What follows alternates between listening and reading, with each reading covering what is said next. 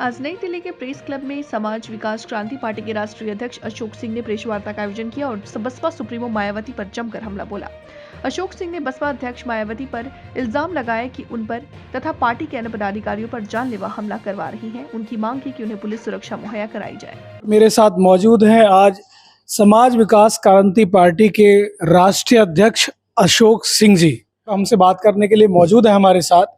अशोक सिंह जी, क्या समस्या है आपकी? आप लगातार धरना प्रदर्शन और प्रेस वार्ता कर रहे हैं। अपील है सरकार से, जो आज सरकार सत्ता में बैठी है, कि जिस तरह से मेरे ऊपर हमला करवाया गया मेरे राष्ट्रीय महासचिव के ऊपर 29 तारीख को, जिसकी आज तक एफआईआर भी नहीं लिखी जा चुकी है, जिसके लिए मैं होम मिनिस्ट्री में गया हूं, तो मायावती चाहती हैं कि मेरी पार्टी बंद हो जाए, मैं डर जाऊं, मुझे खत्म कर दें, जिससे कि हमारा कोई इस पार्टी को चलाने के लिए काबिल न रह जाए। इसलिए उन्होंने पहला प्रहार मेरे राष्ट्रीय महासचिव सुनील सक्सेना के ऊपर की, जो राज कपूर के यहाँ जा रहे थे, जो राष्ट्रीय प्रभारी हैं।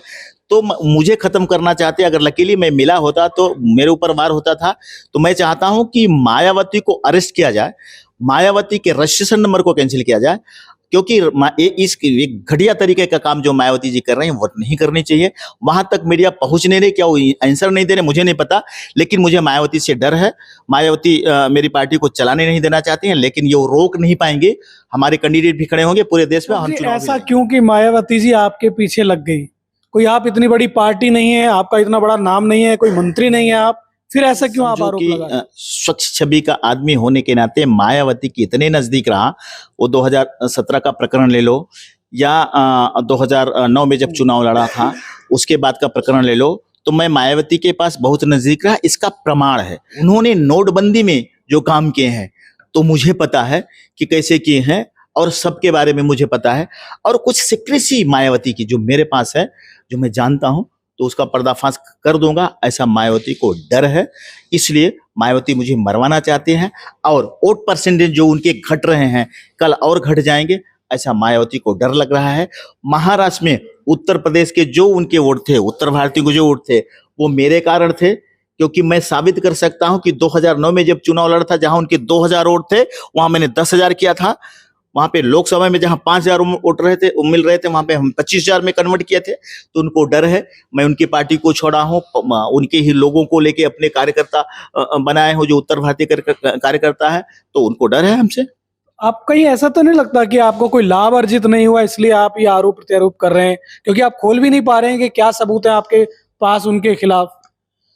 वो मुझे 2019 में जब टिकट काटा था, या 2017 में जब प्रतापगढ़ से लड़ा था, तो बोल रही थी मैं मंत्री बना दूंगी। मैंने कहा मुझे मंत्री नहीं बनना है। प्रमोद तिवारी की लड़की मोना मिश्रा के साथ उन्होंने मुझे लड़वाया था। मेरे ऊपर कई हमला, वो रिकॉर्ड है। उन्होंने मुझे कहा था कि हमला तो होंगे, अपनी बचाव करना। मायावती ने मुझे भेजा था, तो मैं तो उनसे दिल से लगा था मायावती के साथ। जब हमें आघात पहुंचा, जब हमारे टिकट कटे, जब हमारे उनके विचार गलत लगने लगे, तो उनकी पार्टी को छोड़ दिया। उन्होंने मुझे ऑफर दिया है कि मैं ये बना दूंगी। मैंने उस ऑफर को अस्वीकार किया हूं। मैं कभी भी उनके बहकाव में नहीं चला हूं। मैं स्वच्छ छवि की राजनीति किया हूं, और अभी भी अपनी पार्टी बना के वही करना चाहता हूं। मैं उनके आप राजनीतिक मंच पे उनसे लड़ना चाहते हैं, अपनी खुद की पार्टी बनाकर पूरे देश के अंदर चुनाव लड़ना चाहते हैं। भारतीय संविधान यही कहता है, भारतीय संविधान यही कहता है कि अगर आपको किसी को हराना हो, लड़ना हो, तो आपको भारतीय संविधान के हिसाब से लड़ना पड़ेगा। इसलिए मेरी पॉलिटिकल पार्टी बनाई है। कितनी सीटों पर आप लोगों को उतार रहे हैं इस लोकसभा चुनाव के अंदर? 200 से ज्यादा। दिल्ली की 7 सीटों पे लड़ रहा हूं, उत्तर प्रदेश की 80 सीटों पे लड़ रहा हूं, महाराष्ट्र में 20-25 सीटों पे लड़ रहा हूं, ऐसे 200 से ज्यादा सीटों। क्या अशोक सिंह को लगता है कि जिस तरह से 2024 में एक बार फिर मोदी सरकार का नारा लग रहा है, बड़ी बड़ी घोषणाएं हो रही हैं, कल ही की बात की 2 रुपए पेट्रोल सस्ता हो चुका है, दिल्ली के मुख्यमंत्री ने महिलाओं के लिए 1,000 रुपए घोषित कर दिए हैं, अशोक सिंह कहाँ अपने आप को देखते हैं इन बड़ी बड़ी घोषणाओं के बीच? ये वो राजा हैं, ये पहले करना चाहिए, आज क्यों कर रहे हैं? उनको डर है ना। मैं राजा नहीं हूं, राजा बनने जा रहा हूं, राजा बनने का काम कर रहा हूं। जब राजा जब होता है ना, ये चीजें चुनाव के समय नहीं करता है, वो ऑलरेडी करता है। आपने देखा होगा। तो मैं, जब मेरी सत्ता जब आएगी, मैं राजा नहीं हूं, राजा बनने जा रहा हूं, और राजा बनूंगा। जब मैं राजा बनूंगा, तब ये सवाल आपका मेरे साथ पूछना उचित होगा, क्योंकि अभी तो राजा है, वो कुछ भी कर सकते हैं। वो झूठे केस लोगों के ऊपर लगा सकते हैं, हमें भी कुछ भी कह सकते हैं, लेकिन मैं किसी से नहीं डरता, मैं किसी से नहीं डरूंगा। मायावती ने शुरू कर दिया है, कोई और पॉलिटिकल पार्टी शुरू करेगी तो मैं डरूंगा नहीं। मैं चुनाव लड़ूंगा और लड़ाऊंगा और मैं ना एनडीए की सरकार बनने दूंगा, ना इंडिया की सरकार बनने दूंगा। मैं समाज विकास क्रांति के अलावा और कोई सत्ता में जा नहीं सकता। ये मेरा चैलेंज है। ये आपका एक मैं पैम्पलेट देख रहा था, ये दिखा देता हूँ एक बार कैमरे का आगे। इसका क्या मतलब है, क्या कहना चाहते हैं इसके थ्रू आप? मैं इसके थ्रू ये कहना चाहता हूं कि ये मुझे व्हाट्सएप आए हैं, जो आरोपी बना है, पहले आरोपी मैंने मायावती जी को बनाया है, दूसरा है बुद्धम राव जिसके द्वारा ये चला था। तो 8 दिन तक उसके फोन बंद रहे, जब से 29 तारीख को इंसिडेंट हुआ है, तो 2 दिन से ये भी चलने लगे हैं। इसका इशारा होता है कि बसपा में आ जाओ।